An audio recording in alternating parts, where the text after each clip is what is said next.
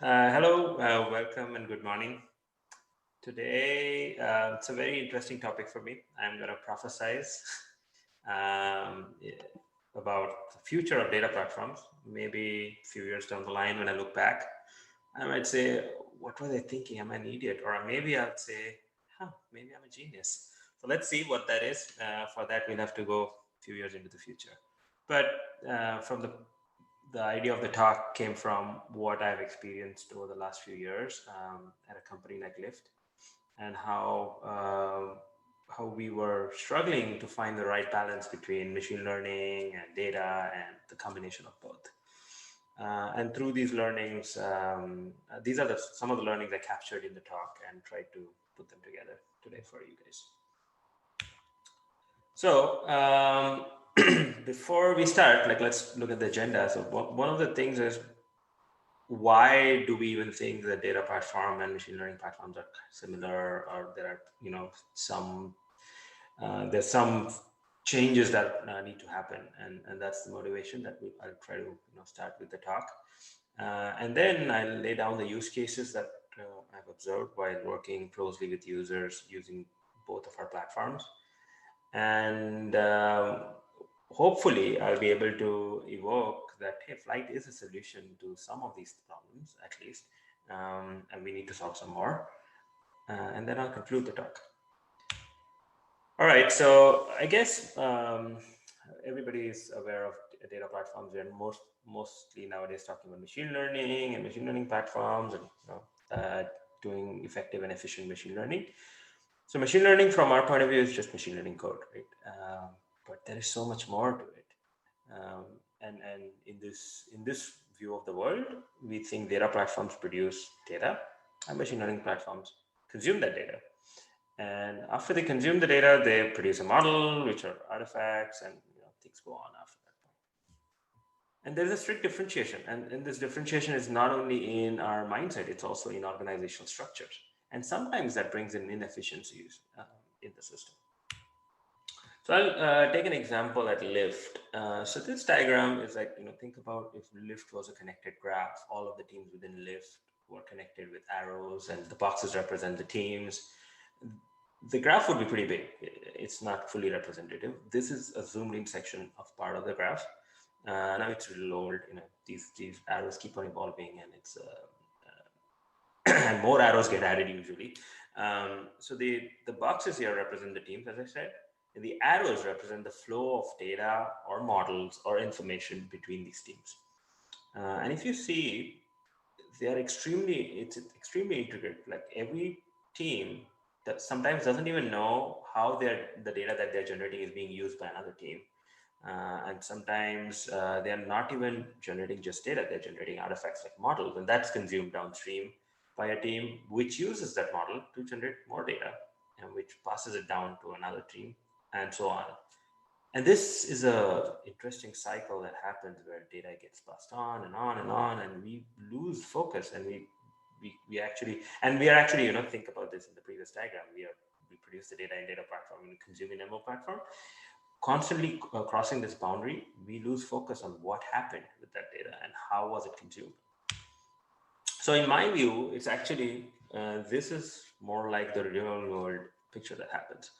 Data platforms produce data, manage data, services that create data and help you run things with data and so on. ML platforms use that for sure, but they also produce model artifacts, which may lead to more data, or they may actually affect the existing data by creating analytics or so on in the data platform. So there's like a cycle between them. And if you buy that argument, then take my next argument. I want to say that ML is actually the superset of data. And why do I say that? Let's take a look at this diagram. On the left-hand side, it's the traditional data platform. I'm sorry if I've made it look smaller, but the focus was to show how it's evolving. So on the left-hand side, you get some data, you ingest the data. It could be stream, it could be ingested in multiple ways, and so on. And you run the traditional ETL systems, convert that data into consumable artifacts, and you store that in a data lake or data warehouse.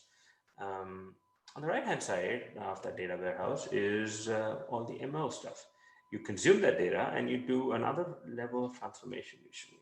And these transformations are more specifically to help you train better models. And sometimes these transformations can be done automatically in the future, maybe, right? So what are these transforms? I want to call them ETL, like ETLs. Some other people call them feature engineering, right? And so you engineer your features, you store them in another data in offline feature store so that you can consume them offline. In some cases, you also store them in a real-time feature store so that you can consume them in real time from your services. With this data, you take these features and you train models, which generates an artifact, which is the model. Now, this model may be served in production, or in some cases, you may just use the model to infer information in a batch mode, right? You just take a corpus of data sets, apply the model, and get results from it. Both of these result in more data that gets stored in the data warehouse. I think I should have had one more line over there missing. Um, Another thing that happens is you also want to monitor these models as they are progressing and changing for drift. If your models are drifting, if your features are drifting, and so you build model monitoring systems. Model monitoring systems depend on the data warehouse for the ground truth data, but also record their monitoring assumptions. So now you see that data is constantly moving in this cycle. Where does Flight fit in? And just a plug for Flight. Flight actually is great for ETLs on the left-hand side. It is currently we are not working with the lower part of this, which is the stream, but you see that in the future. On the right-hand side, it's great for doing as ETLs, as I said, ML transforms. It's great for doing feature monitoring if there are drifts in your feature and so on. It also comes with the feature store for offline usage. It doesn't have a real-time feature store for that. It needs replication to a real-time database.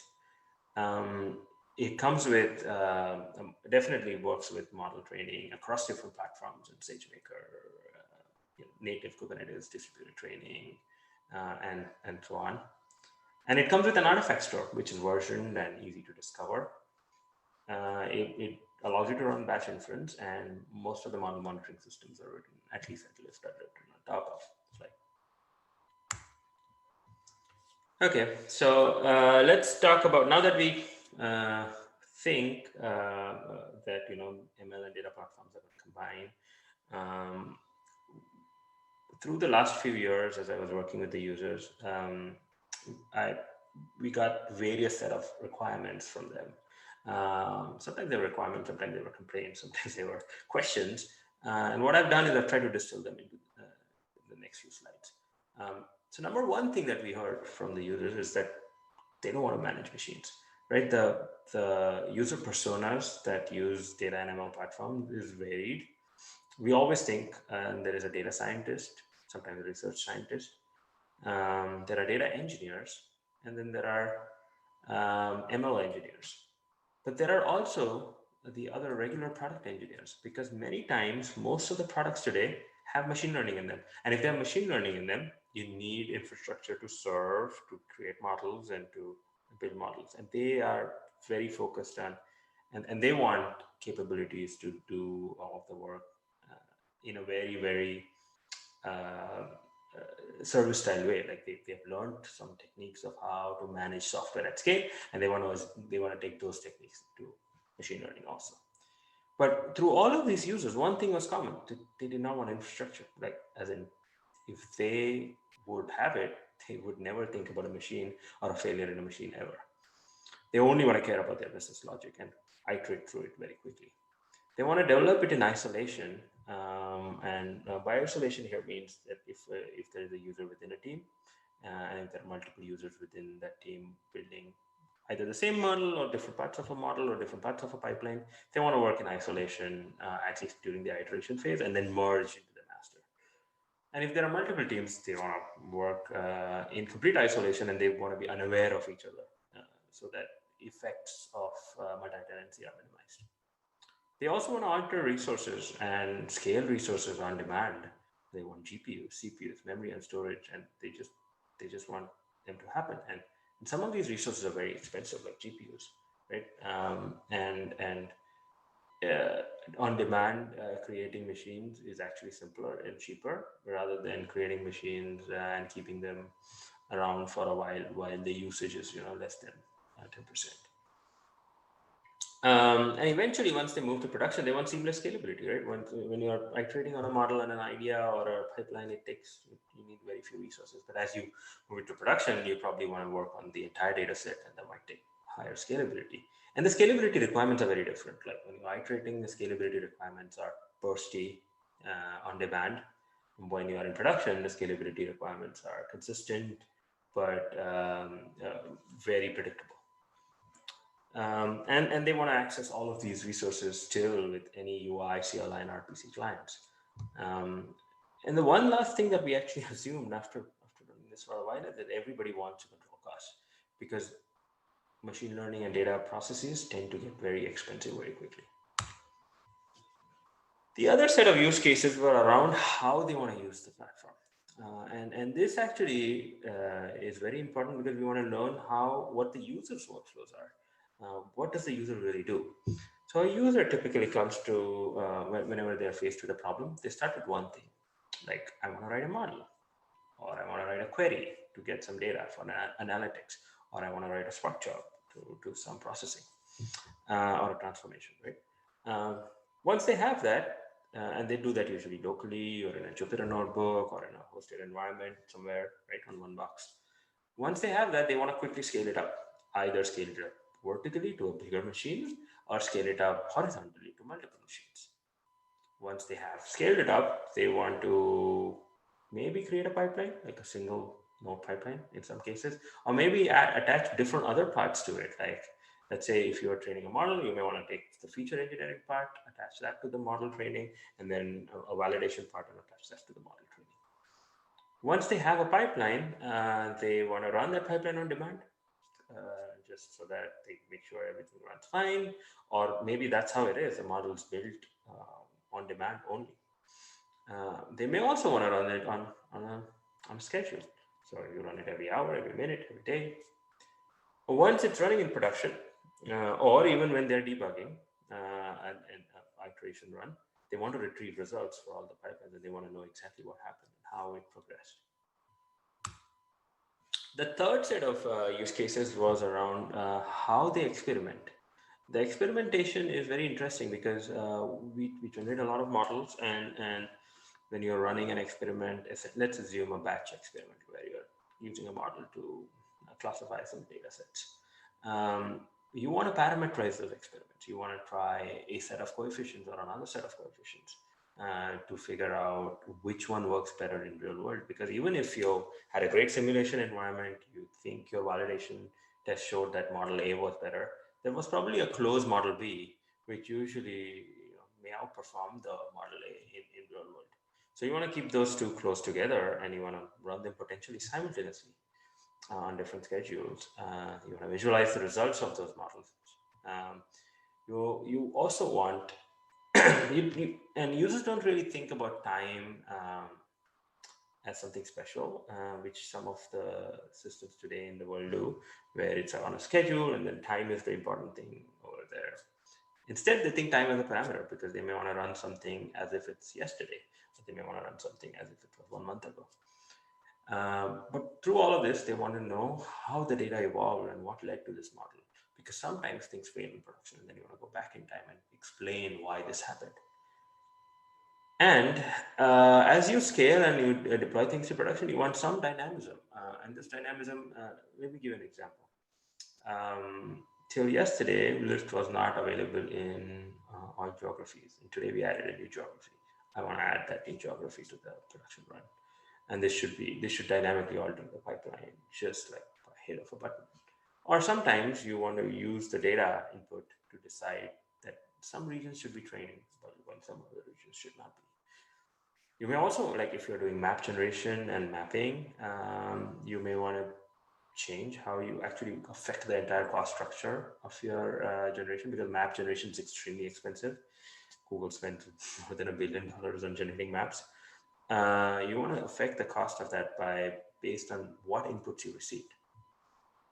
So you may alter like, oh, I just received road, so let me just construct the road traffic information, and everything else can just remain as is. The fourth set of use cases that we try to understand is how does the user really go through his iteration cycle, and what do they expect from a system when they are iterating. They usually go through it's a cycle, as I said, and the iteration is a cycle. They start with writing a model, or developing code, or developing a pipeline, and then they independently or collaboratively work on it together.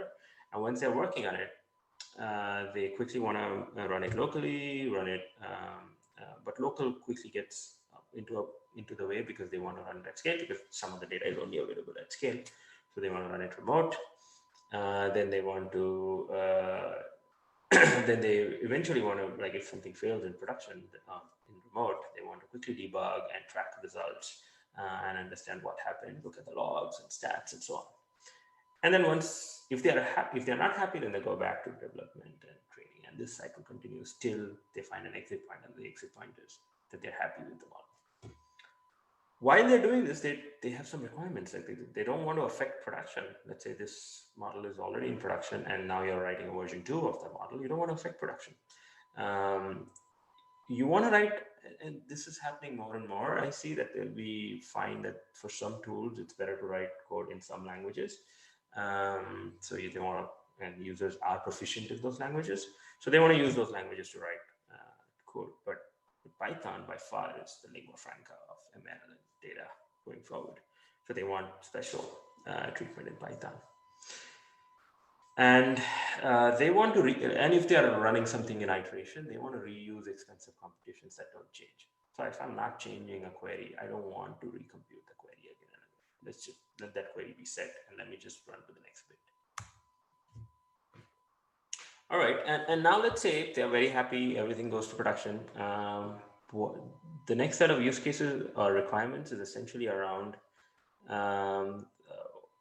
what happens once in production. They want to, users want to get a history of all executions, get notified if there's something fails, debug issues in production, sometimes even track all their runs independently based on which user triggered them, and get a custom dashboard like for their stats. Like, for example, they may want to see the standard deviation for predictions of a model and so on. All right. The next set of use cases is very modern. This happens once the system has evolved and the users have gotten used to the rest of the 5 use cases, right? They are like, okay, I have done all of this. I want to add more stuff to the system. And to add more stuff to the system, they start looking and thinking about this like a programming language. And once they start thinking about it as a programming language, they think, oh, there are libraries that I want to just, that I want to just reuse, right? In your programming language, we don't write a sorting algorithm again. That same thing happens in pipelines. There's a critical complex piece of algorithm that users have written, they just want to reuse it. And they want to share, in some cases, they want to share artifacts, they want to share code that was written in one team. And this is happening quite a bit now, and probably for the last 7 to 8 months at Lyft. And that's why I'm saying it's an evolved use case, because we've been building the system for across the last 4 years. And the last set of use cases is around extensibility and flexibility. This is probably not a use case, but it's essentially a requirement that different types of users or stakeholders within the platform have. One of them is the users. The users want flexibility to always add new features on their side, right? They don't want to even involve the platform. And the plug here, Flight, actually makes it super easy to add new features on the client side in Python. And the second is the platform owners like me, right? I'm carrying a pager. I want to quickly fix the bugs in production or add new features every day so that I can delight my users. And to do that, Flight's built in a way that you can just absolutely keep on deploying constantly without affecting the user's production. And the third use case comes from organizations, right? Like, and this happened at Lyft, right? We were using a vendor A and we wanted to migrate the vendor from vendor A to vendor B. I didn't want to impact any of my users, and I want this to be absolutely transparent. Flight made it almost a piece of cake. We just went in, we switched a flag, and boom, all the workloads that were running on vendor A went to vendor B, and the users did not even know about it. This is possible because of a consistent API, and is an organizational leverage because that gives you really the flexibility to use the best in class instead of relying on one just because you have it integrated into your system. Okay, so my prophecy is based on understanding all of the requirements, but also the technology landscape. And what are the assumptions in this landscape? So I want to disqualify some of the assumptions that users have. One of them is every time there's a new tool, you have to write a new service to do everything. For example, there's Spark, there's Flink, there's streaming, there's 10 other tools, and I want to deny that. Reason is Kubernetes is the new API for infrastructure pieces, and it offers Kubernetes operator, which is an excellent way of extending Kubernetes capabilities. And that's your API. So don't write new APIs because that takes a lot of time to get them right, and it's also time consuming to actually uh, show it to the users. And every time you do a migration, it's even harder. The number two is every time there's a new use case, you have to start creating clusters. Like, oh, I have to start a Spark job. Let me first create a Spark cluster with bootstrapping and my dependencies and so on. And I want to deny that because with containers, you don't need that anymore. And with Kubernetes and containers together, you can really, really achieve this interestingly. Number three, we always think immutability is expensive. Like you created a pipeline, let's mutate the pipeline in place. So then it's like because mutations are cheap and immutability is expensive. But I think it's not as expensive as losing valuable IP. If you mutate something and you break something in production, or you delete some code, or you break a model, it's worse. And this has happened to us, right? So record everything, and it's okay. It's not that expensive. Storage is becoming much cheaper. Okay, so if all of this is there, there is no unified abstraction to actually compare from connect different disparate compute pieces. And usually in our terminology, data processing just means, oh, run this task, run this task, run this another task, like airflow.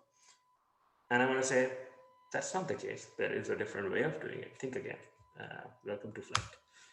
So Flight is essentially a hosted, scalable, serverless orchestration platform, serverless for users. Right? It gives you a serverless experience. It is designed as a fabric that connects disparate technologies. It's extremely extensible and observable. It provides the capability of sharing, and it scales with your organization. It does not want to reinvent the wheel. It's not doing anything that some other tools do well. Like so Spark does a great job with MapReduce. Let's just use Spark. If SageMaker does an awesome job with distributed training, let's just use that. Or if some of the other TensorFlow operator does a great job, let's use TensorFlow operator. And it is designed from ground up to be auditable, repeatable, and secure. And that ground up design matters. That's what really differentiates. So in Flight, what's the user journey? It should map with the user journey that we talked about, right, in the previous slides. So it's essentially the users write business logic, they test it locally, they test it remote, they orchestrate into a workflow, they test the workflow remote. Once they're happy with it, they promote it to production. They could create one or more schedules, run it on ad hoc, and monitor them, get notifications, and so on. And once it's running in production, they can retrieve all the results from all the historical executions till like a GC threshold, let's say 3 months to 6 months or so on. And then they can replay and reproduce anything. That's a guarantee by Flight. Like you can replay and reproduce any of the old executions as long as you follow some important cornerstones. And this iteration journey, how do they achieve this? Is that FlightKit in Java and Python, so you can write in code in Python or Java. It also supports writing code in shell scripts and any other language with a different hook. It allows you to run everything locally, unit test it. So most of our pipelines at Lyft have almost 70 to 80% code coverage. And so nothing rarely breaks in production, or everything rarely breaks in production. We package it, and we achieve this by packaging everything into a container. But container builds sometimes take time. So Flight coming soon is a super fast iteration that allows you to go from your laptop to remote in less than 5 seconds. And all of this is available in a specification-based system on. And it's accessible using UI, Jupyter Notebook, CLI, programmatically from the service. And just a quick overview on the concepts. So we have multi-tenancy and organization to projects and domains and workflow. And I've talked about this in previous talks, so this is more for reference here. Um, we have tasks and workflows. Tasks are like a monad as the smallest indivisible piece of thing that executes, and workflows are something that actually bring together multiple tasks. And both of them are not workflows are composable, so you can compose workflows of different workflows. And everything in the system is versioned. So once you create something, it's recorded and it's immutable, and you can go back in time and always retrieve a version. It also offers dynamism. So in some cases, you may want to dynamically alter the shape of the workflow, as I talked about, and it offers that. And it offers a full tracking of the code, and using that, it also offers memoization. So when you're iterating on something and you've done a heavy computation, you can just mark it as memoized, and then it will not redo that computation in a distributed system, not locally on your laptop, right, in the distributed system itself. And then if you want to use Flight, here's another reason why you should look at Flight, because it's really run in production at scale. We have more than 1 million pipelines running every month, and actually it's probably higher now. This was in August, and we are trending upwards. We run more than 40 million containers on Kubernetes. We're probably by far one of the largest scale Kubernetes offline stateful clusters. And this is possible because we allow scaling out to multiple different Kubernetes clusters, and this is built into Flight. And the design of Flight is very much like a cloud native Kubernetes style design. And so the extensibility is also designed into the system. And it's extremely highly optimized for running large, long running workloads. Some of the important, like I just wanted to call this out, like in the acceleration of the user, we are actually thinking about the user first. That's our design approach. So on the left-hand side was the API that Flight has or had till recently. And on the right-hand side is the updated API. It's the same code. It's more Pythonic. It's absolutely out of the way. The eventual goal of Flight is to be going to oblivion, right? It should be the ether that things run on. And so it vanishes from the user's hands. And then a lot of new features coming soon, so stay in tune. The ecosystem is fledgling, but it's growing really rapidly. We've been in open source for the last 8-9 months, and we have grown quite a bit. So please join the channel, and I would love to help you personally with anything. And I love suggestions and feedback. Get involved or complain at flight.org on the Slack channel. Please, I highly appreciate any complaints too. Thank you. Any questions?